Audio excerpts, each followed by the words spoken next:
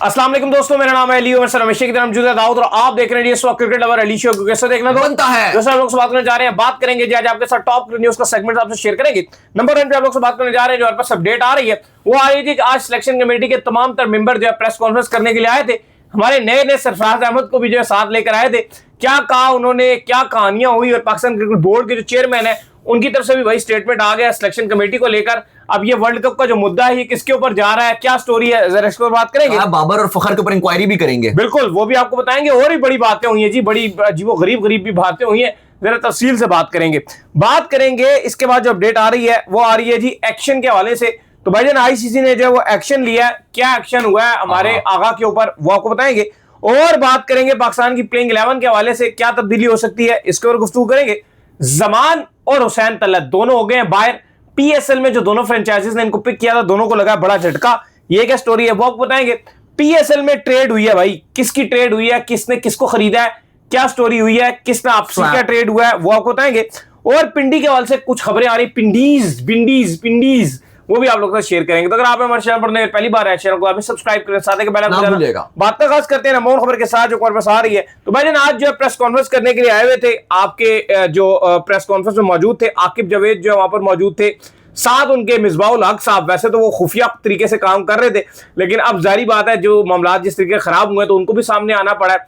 उनके साथ मिसबाहुल हक मौजूद थे, सरफराज अहमद भी जो है मौजूद थे, असद शफीक भी जो है वहां पर बैठे हुए थे। बड़ी डीप किस्म की प्रेस कॉन्फ्रेंस देखने को मिली है। 50-55 मिनट तकरीबन जो है ये बैठे रहे हैं और अपनी प्रेस कॉन्फ्रेंस जो है वो करते रहे हैं। बीच में क्वेश्चनिंग होती रही है, तमाम तर चीजें जो है बीच में कंटिन्यू रही है। दाऊद साहब प्रेस कॉन्फ्रेंस हुई, सारी तमाम तर चीजें हुई, लेकिन काफी ज्यादा ऐसा लगा कि लेम एक्सक्यूजेस जो है वो देखने को मिल रहे हैं। स्पेशली अगर आप बात करें पाकिस्तान के बाहर होने के ऊपर, तो उन्होंने सीधा सीधा कहा कि भाई पाकिस्तान जिस तरीके से बाहर हुआ है हम तो नेट रन रेट की बुनियाद के ऊपर बाहर हुए हैं। उन्होंने कहा जी सुपर 8 में हमारा एक मैच तो धुल गया था और एक ही मैच हम सुपर 8 का हारे हैं तो हम जो है बाहर हो गए हैं। अदरवाइज तो श्रीलंका को हमने हरा दिया था और जो मार्जिन आप अचीव करने का कह रहे हैं उसके लिए तो पॉसिबिलिटी हमारे लिए बड़ी मुश्किल थी। एक तो ये चीज उनकी तरफ से देखने को मिली है। फिर जो एक और हैरानकुन चीज जो देखने को मिली है वो इंडिया की तरफ, इंडिया वाले सवाल पर देखने को मिली है, जहां पर उन्होंने भी जिस तरह शदाब ने कह दिया था कि हमारे सीनियर कौन सा जीते, एक जीते हम ही जीते, इसके ऊपर उन्होंने भी कहा कि भाई कब से जो इंडिया के साथ वर्ल्ड कप में खेल रहे हैं वो तो ज्यादातर मैच हम इंडिया के खिलाफ वर्ल्ड कप में हारते ही हैं। अच्छा सवाल ये नहीं है, सबसे पहले सवाल ये है कि प्रेस कॉन्फ्रेंस रखी क्यों गई। ये जो 4 सिलेक्टर्स को बिठाया गया, अगर प्रेस कॉन्फ्रेंस करनी थी तो आपको वर्ल्ड कप के बाद करनी चाहिए थी। अगर आपको वर्ल्ड कप से पहले जो स्क्वाड अनाउंस करना था वहां पर आप सवालों के जवाब देते। वर्ल्ड कप के बाद पाकिस्तान इतना बुरा खेला तब आप जवाब देते। हुआ यह कि पाकिस्तान टीम पर कड़ी तनकीद की जा रही है। Social media, main stream media, TV channel, sports journalist, रगड़ दिया सब, एक्स क्रिकेटर्स रगड़ाई कर रहे हैं।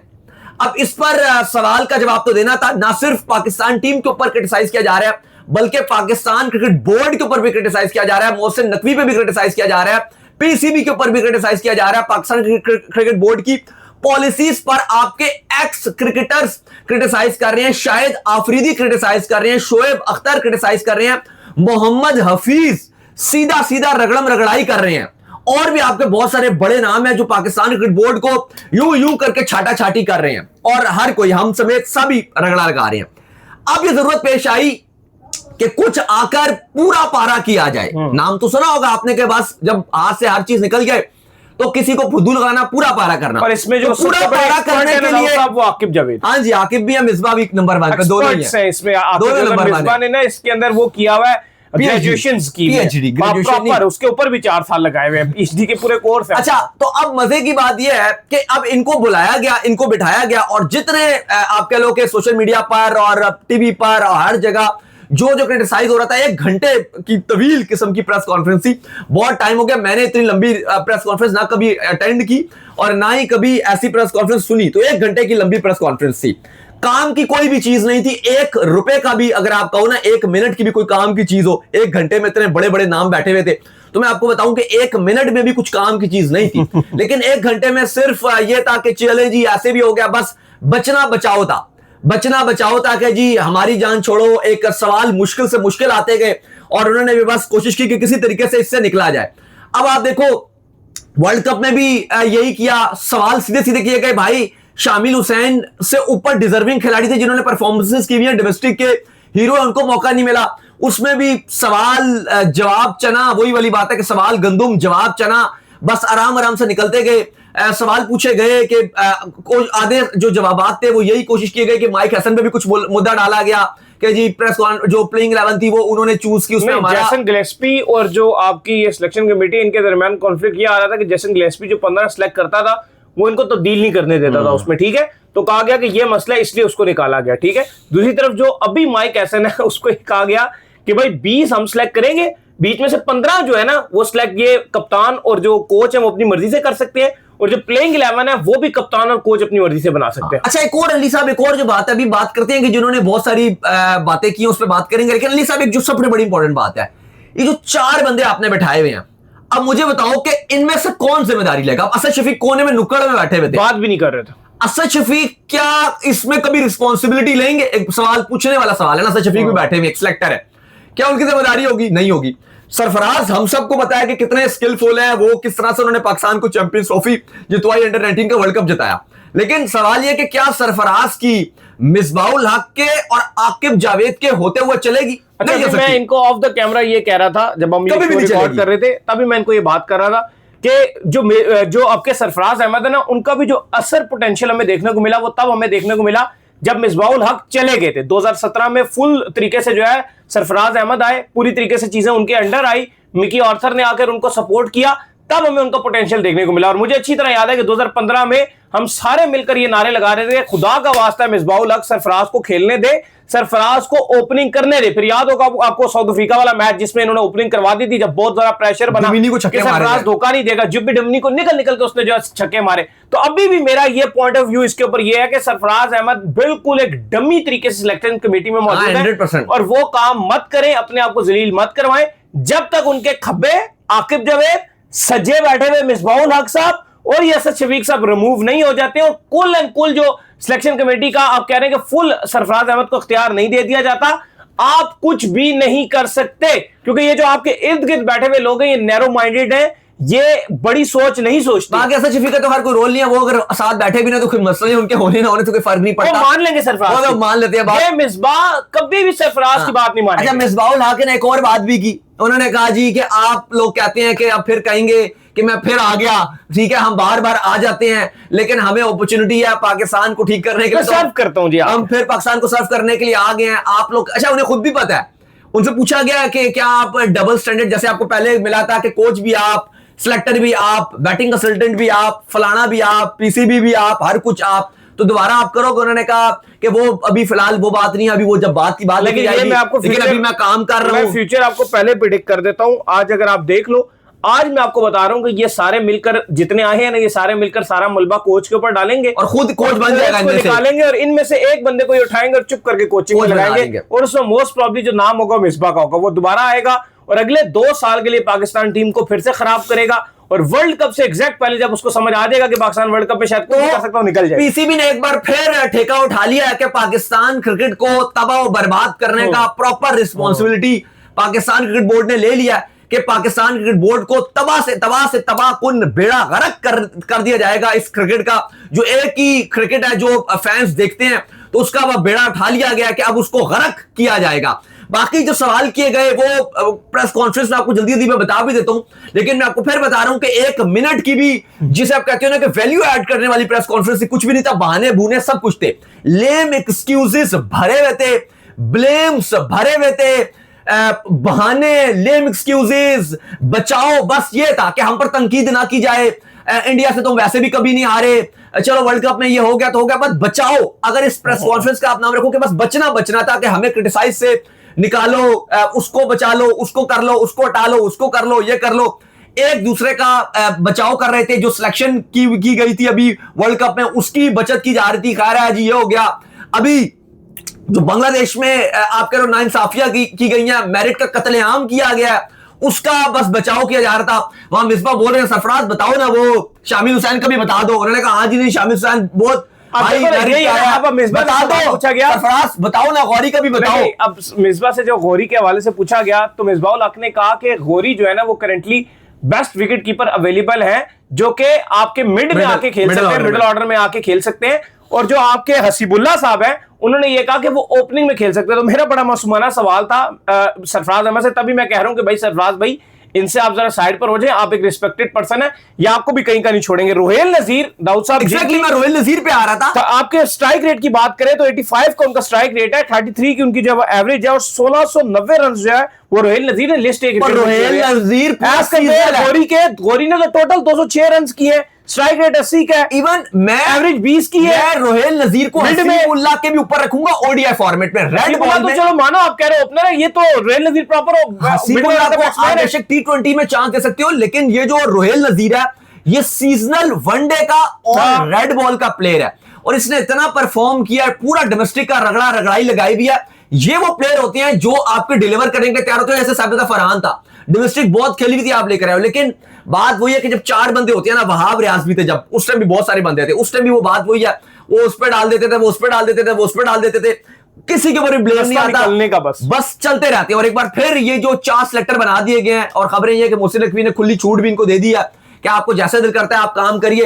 लेकिन अली साहब ये जो इतने सारे बंदे लगा दिए ना, ये काम काज किसी ने भी नहीं करना, सब बस दूसरे पे ब्लेम डालेंगे, वो दूसरे पे डालेगा, वो तीसरे पे डालेगा, बाकी जिस तरह से चल रहा होगा उसको चलने देगा। और ये पाकिस्तान क्रिकेट की एक बार फिर ऐसा लग रहा है कि तबाही और बर्बादी होने जा रही है। कोई भी जिम्मेदारी नहीं लेगा, ज्यादा से ज्यादा 2 सिलेक्टर रख दो, 1 सिलेक्टर और साथ एक और बंदा रख दो, 2 मिलकर टीम बनाए, जो एक जेन्युइन बात है कि अगर ये गलती कर भी रहा तो दूसरा भी रखे। इतनी बड़ी को टीम बनाने की कोई जरूरत नहीं होती, ना कोई इतना रॉकेट साइंस है, 15 खिलाड़ी चुनने हैं। अब जब इतने ज्यादा आपने 4 रख दिए ना, तो वो फिर सिफारिश कोटा ही खाली चलता है। 4 बंदे तुम्हारे, 4 मेरे, 4 तुम्हारे, 4 तुम्हारे, ऐसे पे टीम बनती है। मैरिट पे टीम नहीं बनती जब 4 सिलेक्टर होते हैं, फिर यही होता है, 4 में 4 तुम 4 तुम। उन्होंने सिलेक्शन कमेटी को कहा जी आपके लिए नेक ख्वाहिशात का इजहार है, और आप जो है ना वो बिना किसी तनकीद को जद में लाए हुए, जो आपके ऊपर इतनी तनकीद हो रही है, आप अपना जो काम है वो पूरी ईमानदारी से जारी रखें। ये मीडिया जो प्रेस रिलीज है वो पाकिस्तान क्रिकेट बोर्ड की तरफ से आई है जी। पता नहीं क्या कहने हैं पाकिस्तान क्रिकेट बोर्ड के। अच्छा दूसरी बात सुनिए, सवाल उन्होंने कहा जी आकिब जावेद ने कि बाबर आजम और फखर जमान के ऊपर हम इंजरी की इंक्वायरी भी करें, क्योंकि वर्ल्ड कप में तो फिट थे और उसके बाद वो वहां पर वो इंजर्ड हो गए थे, और अब हमारे पास हम पूरी तफ्तीश कर रहे हैं कि वो किस तरह से वो इंजर्ड हो गया, वर्ल्ड कप के एग्जैक्ट आने के बाद कैसे इंजर्ड हो गए। तो अब और हमें आगे भी तशवीश थी कि अगर आगे चले जाते तो फिर क्या होता, फाइनल में कैसे खेलते। उस पर सवाल किया गया ना, वो मुंह तोड़ जवाब था। और कहा जी वर्ल्ड कप में तो इतने कैमरास लगे हुए जगह जगह, कहीं भी नजर नहीं आया जो आप बोल रहे हो कि अनफिट हो गए इधर आके। तो वर्ल्ड कप में तो जो फखर आखिरी मैच खेले जरा बराबर नहीं लगा कि फखर अनफिट, प्रॉपर फिट लग रहे थे। बाबर उससे पहले जो आखिरी मैच खेले बिल्कुल मुकम्मल फिट थे। तो आप क्या कह रहे हो, वहां पर इतना सा उनका मुंह हो गया, इतना सा मुंह बन गया। मतलब आप ये देखो कि जो आपका सिलेक्टर है सिर्फ इंक्वायरी करेंगे, इंक्वायरी इसके ऊपर करेंगे कि क्या वो वर्ल्ड कप में जो है वो इसी तरह फिटनेस के बगैर खेले हैं, मतलब कि अनफिट हुए खेले हैं वर्ल्ड कप के अंदर। मतलब अल्लाह ही हाफिज है, जो जिस तरह की प्रेस कॉन्फ्रेंस की गई है, जिस तरह के ये बहाने बनाए जा रहे हैं, जो इस टाइम पाकिस्तान क्रिकेट बोर्ड गंद घोल रहा है, मतलब कुछ क्या नहीं जा सकता। 50 लाख शाख जुर्माने वाली बात कोई नहीं थी जी। वो कह रहे हैं जी हम एहतसाब का, या आमिर मीर साहब जो बोले हम एहतसाब का नया तरीकाकार जो वो लेकर आ रहे हैं। मतलब आप क्या एहतसाब करेंगे पाकिस्तान के खिलाड़ियों का, बस अल्लाह ही वारिस है जी। खैर कुछ भी कह सकते, कुछ जो है वो नहीं कह सकते, और कोई मामला जो है इस वक्त पाकिस्तान क्रिकेट के नजर नहीं आ रहे। खैर इसके बाद जो अपडेट आ रही है वो आ रही है आईसीसी के हवाले से। तो सलमान मिर्जा के ऊपर जो आईसीसी का एक्शन हुआ है, और एक डीमेरिट पॉइंट जो है वो सलमान मिर्जा की नहीं मैं बात कर रहा, आगा की बात कर रहा हूं कि आगा को जो है वो एक डीमेरिट पॉइंट जो वो दे दिया गया, जो उन्होंने बकायदा खड़े होकर बांग्लादेश के प्लेयर के ऊपर दोनों हाथों से भेजी थी कि भाई अब आप समझ गए कि क्या उन्होंने जो है किस तरीके से जो हालात थे वो भेज रहे थे, क्या कर रहे थे। तो भाई जान उनको जब एक डीमेरिट पॉइंट जो मिल गया। देखिए उसके बाद आपको बताया कि वो गए थे और उसके बाद उन्होंने अपना हेलमेट भी फेंका था, ग्लव्स भी फेंके थे, और ये भी आईसीसी के रूल के खिलाफ है। अगर आप अपना जो आपकी जो किट्स वगैरह होती है जो आपका उसको अगर नुकसान पहुंचाती हो तो इसके बाद भी आईसीसी फाइन लगाता है, और उन्होंने बाउंड्री रोप के बाहर उठा के चीजें फेंकी थी। और आपको पता है कि जब वो इस तरह करके बेचकर गए थे बांग्लादेश की टीम के ऊपर, स्पेशली मेहदी के ऊपर, तो वहां पे लितन दास बड़ा गुस्से में आ गया और वो एकदम आगे वहां पे रिजवान ने उनको पकड़ के उनको ठंडा किया, खैर है जी कुछ नहीं उन्होंने कहा इसने आगा ने बोला ये बात क्यों है। तो खैर बाद में आगा प्रेस कॉन्फ्रेंस में तो वहां पर वो ठंडे हो गए, तो उन्होंने कहा था देखो स्पोर्ट्समैनशिप की बात होती है, जो भी उस टाइम मैंने किया वो कहते हैं मैंने गुस्से में कर दिया, हिट ऑफ द मोमेंट थी, ठीक है मुझे नहीं करना चाहिए था, लेकिन बहरहाल उन्होंने कहा कि मैं स्पोर्ट्समैनशिप को आगे रखता हूं, मुझे नहीं पता था कि वो इस तरह रन आउट कर देगा, लेकिन चलो वो समझता है अगर करना तो उसके लिए वो राइट होगा, पर मेरे लिए हमेशा ये गलत रहेगा और मैं स्पोर्ट्समैनशिप को हमेशा आगे रखता। अच्छा इसके ऊपर लितन दास का भी बयान आया और लितन दास ने ये कहा कि ये कोई चैरिटी मैच नहीं हो रहा था, मैंने उसको हर एंगल से देखा है तो मुझे किसी एंगल से ऐसा नहीं लगा कि स्पोर्ट्समैन स्पिरिट का जो है मुजाहरा ना हुआ हो। हाँ बिल्कुल, इसमें खैर बांग्लादेश के जो स्पिन बॉलिंग कोच है मुश्ताक अहमद, वो भी आए। अब उन्होंने बड़ी मतवादिल तरीके से बात की, क्योंकि अब वो बड़े परेशान थे। उन्होंने कहा कि ना मैं अगर ये बोलूंगा कि आगा की, क्योंकि जाहिर हकीकत तो ये है कि आगा ने स्पोर्ट्समैनशिप का मुजाहरा किया, क्योंकि अगर आगा चाहते तो वो भी उसको धक्का देके अपना बैट रख देते, लेकिन वो फिर हम भी बैठ के बोलते कि भाई आगा ने तो स्पोर्ट्समैनशिप खराब कर दी। एक बात है, अगर वो आगे आ रहा था, अक्सर हमने देखा है कि उठा के उसको धक्का मारते, पीछे ऊपर हो और साथ अपना बल्ला लगा देते, तो कहा जाता है कि नहीं कि यार आगा ने उसको धक्का दे दिया और स्पोर्ट्समैनशिप अपनी उड़ा दी, लेकिन अपना बल्ला पहुंचा दिया। लेकिन आगा ने, वो आगे आया 2 बार, आगा ने कहा ठीक है खैर है, बाद में बॉल उठाने लग गए। खैर इसमें मुश्ताक अहमद कहते हैं कि देखें आगा की भी गलती नहीं है और उसकी भी गलती नहीं है। उन्होंने कहा कि पुराने प्लेयर हमारे बड़े तेज हैं यार, ये ऐसी फिट बात करते हैं ना जैसे वो कुदरत के निजाम वाले भी चिपक गए थे, क्या वो बातें करते थे। तो यार जीत होती है तो आप लोग खुश हो जाते हैं। मुश्ताक अहमद ने भी यही कहा, उन्होंने कहा कि आगा ने बिल्कुल, उनकी सोच ये थी कि मैं बॉल उठा के दे दूं, वो एक अपने तरीके से अच्छा करते, गलत नहीं किया। लेकिन उन्होंने कहा कि मेहदी की भी गलती नहीं है, क्योंकि वो गेम में इतना ज्यादा इन्वॉल्व था। अच्छा मतलब उनका एक्सक्यूज सुनिए, वो कहते हैं कि वो इतना ज्यादा गेम के अंदर इन्वॉल्व हुआ होता कि बस उसने बॉल उठाई और उसने कहा कि बस मैं जल्दी से आउट कर दूं, और उसने आउट कर दिया। चलो मान लिया कि वो उस टाइम गर्म हुए थे, उस टाइम वो गेम में इन्वॉल्व थे, नहीं कभी कभी पता चलता, रन आउट कर दिया, बाद में अपील तो वापस ले सकते थे। ऐसा ही है, या वो सत्ते में ही रहे 6 घंटे से, उन्हें होश ही नहीं आया। इतनी बार हमने देखा है, मुझे याद है इंडिया और इंग्लैंड का टेस्ट मैच चल रहा था, इयन बेल के साथ हुआ था, तो महेंद्र सिंह धोनी ने उनको वापस बुला लिया। इवन मिचेल स्टार्क ने उमर अकमल के साथ, अगर आप देखो तो स्टार्क ने बोली कि अक्कू भाई भाग गए, हमारे अक्कू भाई भाग गए, लेकिन स्टार ने मैनकाइंड नहीं किया। उन्होंने अंपायर को वार्निंग दी कि देखो जी ये क्या मस्ती कर रहे हैं। तो अगर मेहदी उस टाइम, अगर हम मुश्ताक अहमद की बात मान भी लें कि उनको ठीक है, वो एक गेम हीट ऑफ, मतलब गेम में इन्वॉल्व थे, जल्दी से उन्होंने पकड़ा और बॉल को लगा दिया, तो 1-2 मिनट के बाद तो वो होश में आ गए थे ना, तब तो वो देख सकते थे कि यार वो देखो रिपीट टेलीकास्ट भी चला, अंपायर ने तो थर्ड अंपायर पे भेज दिया था, डिसीजन खुद तो नहीं किया था। उस टाइम आपके पास टाइम होता है, और आगा उस टाइम भी बात कर रहे थे कि यार ये अपील वापस ले लो, आगा उस टाइम भी बोल रहे थे, लेकिन उन्होंने वापस नहीं ली, क्योंकि बांग्लादेश की रेपुटेशन ही ऐसी है। ना ही शकीब उल हसन ने एंजेलो मैथ्यूज का टाइम आउट वाला वापस लिया, इवन अंपायर ने 2 बार उनसे पूछा था कि मैथ्यूज का क्लिप टूट गया हेलमेट का, मैथ्यूज ने खुद बोला कि भाई मेरा ये टूट गया, एक आध खिलाड़ी से रिक्वेस्ट भी उन्होंने अपील वापस ले लो, वापस ले लो, लेकिन नहीं माना बांग्लादेश कि नहीं हम तो अपील नहीं वापस लेंगे। तो ये चीज है कि बांग्लादेश स्पोर्ट्समैन स्पिरिट को बिल्कुल नहीं मानता। खैर इसके बाद जो अपडेट आ रही है जी, वो आ रही है प्लेइंग 11 के हवाले से। तो आखिरी बात, क्योंकि आगा का 24 मंथ्स में ये पहली बार ऐसा बिहेवियर है, तो सिर्फ एक डिमेरिट पॉइंट उनको लगा है, जुर्माना कोई इनको आगे करेंगे तो फिर जुर्माने भी लग सकते हैं, और साथ साथ आप वो जो आपका प्लेयर्स के ऊपर मैच की पाबंदी लग सकती है, वो भी होगी अगर मजीद डिमेरिट साल में अगर 2 और मिल गए 2 साल में। खैर जी इसके बाद जो अपडेट आ रही है जी हमारे पास, वो आ रही है प्लेइंग 11 को लेकर, और अपडेट ये आ रही है हमारे पास कि भाई कल खेला जाना है पाकिस्तान वर्सेस बांग्लादेश, और फाइनल जो है वो होने जा रहा है, क्योंकि 1-1 से सीरीज जो है बराबर है, जो जीता वही जो है वो होगा सिकंदर, और जो हारा, अगर पाकिस्तान हारा तो बड़ी गहरी तनकीद जो है वो होगी। तो खैर तब्दीली का दाऊद साहब क्या खबरें आ रही, क्योंकि हुसैन तलत जो है वो आपके बाहर हो चुके हैं, अब वो कम से कम जो है वो 12 से 14 हफ्ते तक क्रिकेट से जो है दूरी इख्तियार करेंगे। इवन वो PSL से भी बाहर हो गए, PSL में भी इस बार वो PSL में शामिल थे, लेकिन उनको PSL से बाहर कर दिया गया। देखिए बिल्कुल, जो आपके हुसैन तलत है वो अनफिट हो गए, और PCB ने ऑफिशियली अपडेट दिया है कि वो अब ना सिर्फ पाकिस्तान बांग्लादेश की सीरीज की, तो हमने कल ही आपको अपडेट दे दिया था कि वो बाहर हो गए हैं, लेकिन अब वो PSL से भी बाहर हो गए हैं, तो अब उनकी तो बिल्कुल ही एंड हो गया। कल पाकिस्तान 1 से 2 तब्दीली अली साहब करने के लिए जा रहा है। एक तो तब्दीली फोर्सफुली है, और वो तब्दीली क्या है जो फोर्सफुली है, वो ये है कि हुसैन तलत बाहर जा रहे हैं, उनकी जगह आपको एक प्लेयर डालना है। अब आई थिंक उनकी जगह आप जो डालोगे इस टाइम, और तो आपके पास ऑप्शन नजर नहीं आ रहे साद मसूद के अलावा, क्योंकि आपका 15 रुपये स्क्वाड है, उसमें और कोई भी बैटर नहीं मौजूद। लेकिन मुझे लगता है आपको ऐसा करना चाहिए कि आपको एक स्पिनर इंक्लूड कर देना चाहिए, प्रॉपरली आप इब्रार को डालें। नहीं, मैं आप उस पे आ रहा हूं, आपको ना 2 तब्दीलियां लाजमी करनी पड़ेंगी। एक, आपको वसीम जूनियर को आपने 2 मैच दे दिए, बाहर करें, अब आपको वसीम जूनियर को बाहर करना पड़ेगा, क्योंकि जूनियर भी 10 ओवर वाले बॉलर नजर नहीं आ रहे। अभी तक जो हमने उनकी परफॉर्मेंस देखी, अभी आगे खबर देंगे, उनको ट्रेड भी कर दिया, PSL में भी इस्लामाबाद ने भी उनको साथ ट्रेडिंग कर दिया। तो आपको थोड़ा सा ये सोचना पड़ेगा अली साहब कि वसीम 2 पेसर पूरे हैं ना आपके पास, शाहीन और रऊफ, 2 स्पिनर पूरे, पिछले आपने 5-6 ओवर करवाए थे, और अगर थोड़ी सी कंडीशन जिस तरह से फ्लैट विकेट है, और जब उनके ऊपर प्रेशर हट जाएगा, जूनियर को बहुत मार पड़नी है। आप जूनियर को बाहर कीजिए, और एक आप प्रॉपर अबरार या फैसल अकरम में से एक प्रॉपर अपना स्पिनर डालिए जो प्रॉपर स्पिनर है।